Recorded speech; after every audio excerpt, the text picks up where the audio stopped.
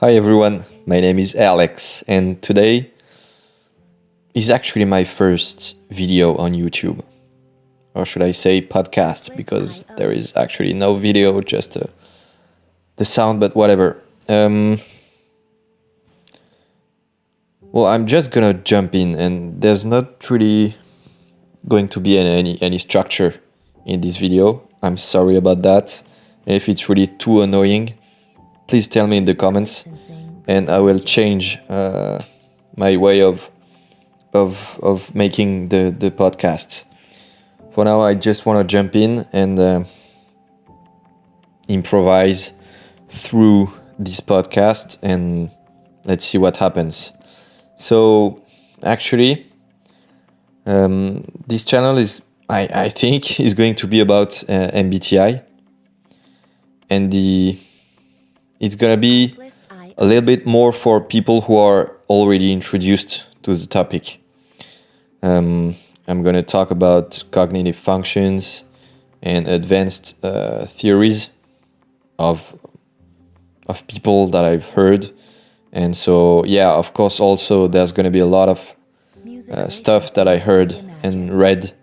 So yeah. Anyways, I've been into MBTI for like 6-7 years now, and I think it's really an amazing topic. You go into the depth of the human nature and stuff like that, and it's really a paradox how human beings are at the same time extremely complex and yet amazingly easy to understand, thanks to this wonderful system that is MBTI.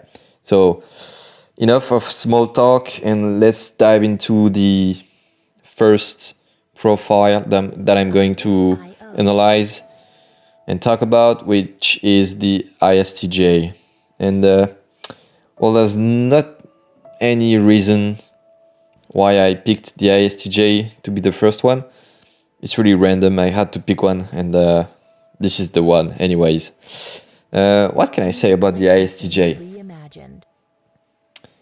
A general perspective. Well, it's usually the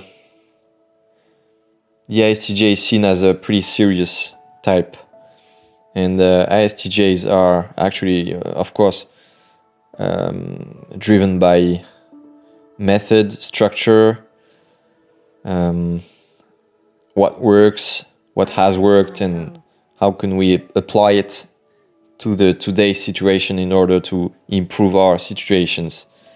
So yeah, of course, we could take apart the four cognitive functions, so introverted sensing, extroverted thinking, introverted feeling, and extroverted intuition. And yeah, so you have the TI, the SI-NE axis, which is pretty interesting because the ISTJ is effortlessly structuring its environment, and thanks to SI, the ISTJ is able to figure out what the structure is, how is the process working in his work environment, for instance, but also at home, and how to improve it. And by that, some people call the SI memory, and it's actually interesting because the ISTJ has a huge database inside his wonderful mind, and each time he sees something in its environment, the ISTJ is actually scanning through the database, and thinking, okay, how did I already deal with this situation, and how could I apply a previous situation to my actual one in order to improve what's happening right now for the future. So it's actually one of the rare types that is actually anchored in the past, the present, and the future, because all of its optimizations are made from past experiences, but are actually applied in the here and now, but they will, in the end, be profitable for the future moments. Anyways, I think I've just said that like 4 times, but yeah, and actually, of course, at the other side of the axis, you have NE and extrovert intuition, which the ISTJ is a little bit struggling about. Of course, SI is all about tradition, structure, habit, routine. It's yeah, and at the opposite, NE is all about novelty, originality, how to see things from a new perspective, and actually how to see things from tons of perspectives. And so there's actually this fight between SI and NE for the ISTJ. He's naturally doing SI all the time, but damn it, he wants to be seen as original. He wants his idea to be heard, understood by other people. And he's struggling a little bit about that. ISTJs don't want to be seen as boring people. And actually they're not. Well, they are a little bit, but deep inside they're not, you know. And so if the ISTJ was stuck in SI, well, he wouldn't do anything in his life. But he does, thanks to TE, which is called, how could you call it? Efficiency, stuff like that. TE is all about, I want to say action, although action is more about SE. But TE is definitely action oriented, or I would say goal oriented. So TE has a vision, which is driven by data, and TE knows what goal it's pursuing, right? And TE is also about the path, the quickest path from A to B. No crap, no small talk. That's why actually TE DOMs and auxiliaries are often seen as blunt, because TE doesn't waste time actually. And the ISTJ can be seen at sometimes as a blunt person, and pretty direct, straightforward, and etc. So with SI and TE used together, the ISTJ is actually a master of making processes that are super efficient. So with SI, the ISTJ comes right in, scans the room, scans the database, that we talked about just a little bit before, and is thinking, okay, this is the situation. That's in my mind all the processes that I already seen in the past. And thanks to TE, I just know how to make things better right now and optimize the system. All right, but the ISTJ, of course, is not just a robot, right? ISTJs have feelings and actually value a lot of stuff deep inside. Although it's pretty hard to see that when you see a robotic ISTJ. But anyways, so the ISTJ has a third function called introverted feeling, which is all about values, moral, deep motivation. So very often the ISTJ could be irritated if you talk about certain topics that are very important to them, like stuff about politics, stuff like that. I would say more the case for ISTJs that are type 1 Enneagram. If you go around certain topics, you're gonna be, it's gonna be hard for you, because the ISTJ is pretty stubborn about their opinions and about how stuff should be done, said, thought through, etc. So, but yeah, the ISTJ has this sensitivity inside him, which is due to his FI. Artlist.io. Let's just go through some notes that I took.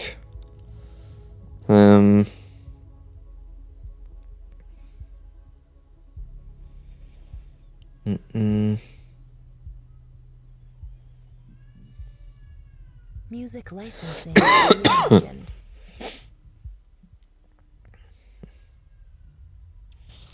Yeah, so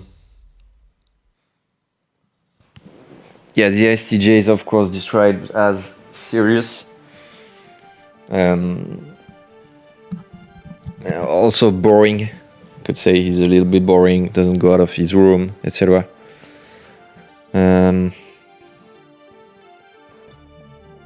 Stubborn, focused, reliable, loyal. If I had to go to war, I would pick an ISTJ definitely with me. He wants to be understood, to be accepted, to be part of the group.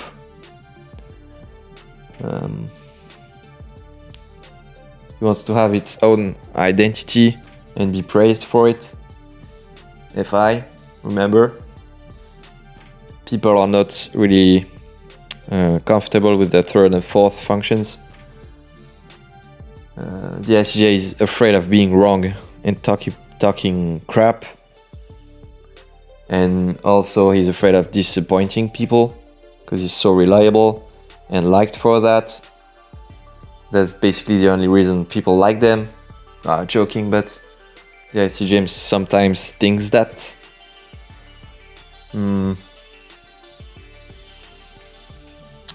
ISTJ, contrary to INTJs, are pretty relaxed people, you know? Like NI-DOMs are pretty anxious people. But actually ISTJ can seem pretty relaxed. You know, like they already know everything, so what could happen? Think as Mike, you know, from the series Breaking Bad, Mike, the bodyguard. He's an ISTJ, he's like the chillest person ever. Anyways. So how could the ISTJ do better in life? Well, easy. Express yourself. I mean, talk to people about yourself. Not just facts, not just processes. Don't be a robot. Talk about your feelings. Go for it. Paint some stuff in your garage, alright? Anyways, you should just try random stuff. You have the right to be random. You have the right to explore the world. You have the right to fail. Actually, one of the best advice that I could give to an ISTJ is fail on purpose and see what happens. Yeah, like just see what happens is like a nightmare for ISTJs, right? ISTJs don't see what happens. ISTJ control everything. Anyways, be random, make mistakes, and yeah. People would have an interest knowing you better, you know, but just let them approach you. That's very important, right? Anyways, do I have any other notes? Yes, I think so. What did I write?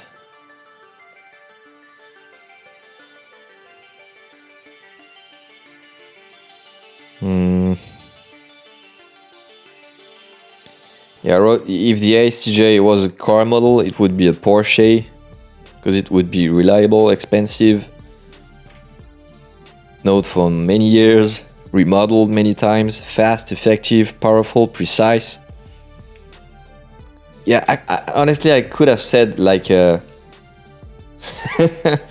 Volkswagen or stuff like that, but come on, a Porsche is much more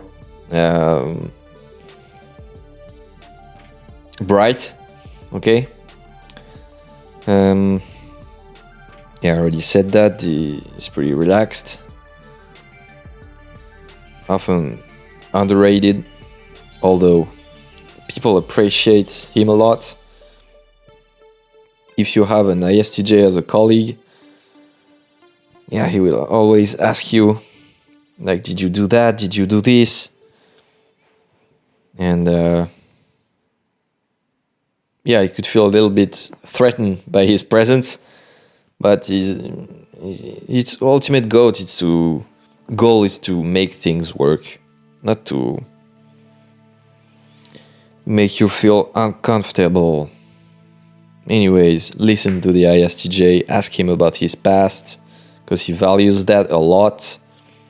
The ISTJ will ask you where you grew up, stuff like that.